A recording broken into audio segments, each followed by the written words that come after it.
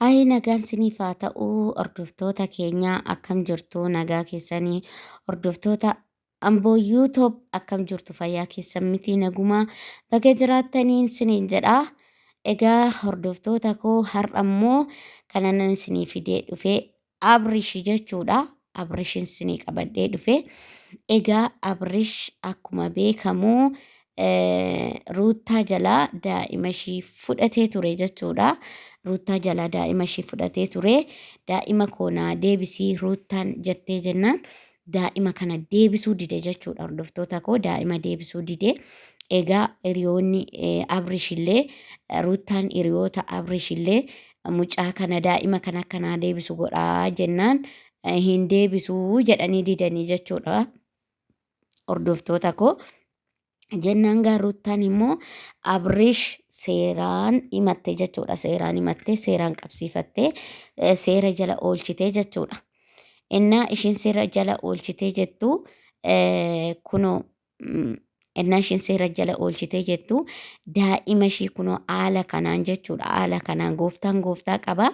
Haala kanaan daa'ima ishii har'a fidanii fi dhufanii akkanatti gammaddee jirti jechuudha. Ruuti ishaanii. Akkanatti gammaddee jirti jechuudha. Kunoo akkanatti gammaddee baay'ee itti tolee baay'ee gammaddee daa'ima ishee argitu hordoftoota keenya hedduu gammaddee jechuudha. Ilmooni midhaan onneeti hedduu nama gammachiifti jechuudha. Daa'ima dhiiga akkanaa bishaan akkanaa jechuudha. Ammallee kan mataa ishiitu ol qabachuun eegalle daa'ima akkanaa haadhaan gargar baasanii maal akka gochuu barbaade hin beeku Abrishi maal akka gochuu barbaade tarii haadhuma aarsuuf immoo dhuguma haadhaa fi ilmoo daa'ima dhiiga akkanaa kana gargar baasuuf immoo maal akka inni barbaade naan galle hordoftoota keenya.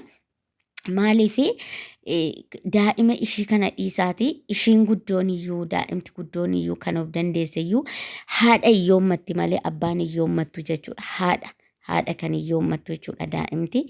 Haadhaan miskiinomti haadha iyyoomti jechuudha.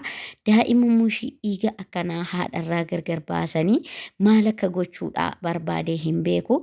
Egaa seerri haa jiraatu. Egaa kunoo akkanatti jechuudha seerri likkii nama galchaga.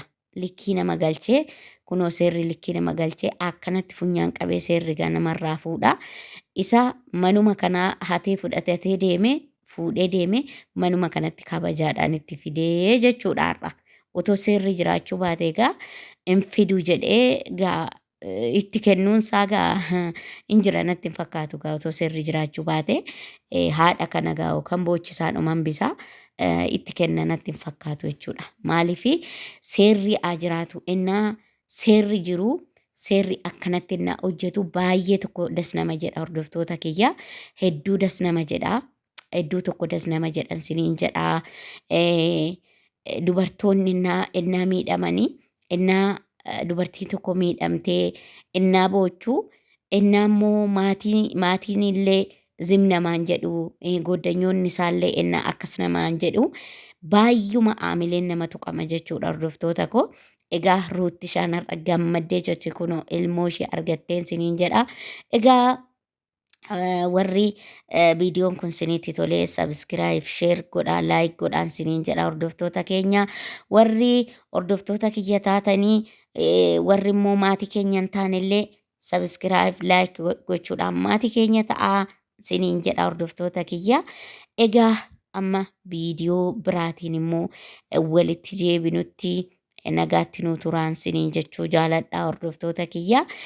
Egaa akkanatti innaa wanta hojjetan irratti innaa milkaa'anii wanti silaa yaadan tokko innaa namaa ta'e hedduu nama gammachiisa jechuudha. Kunoo akka Ruutaa kanatti akka Ruutishaa kanatti baay'uma tokko nama gammachiisa jechuudha hordoftoota kiyya.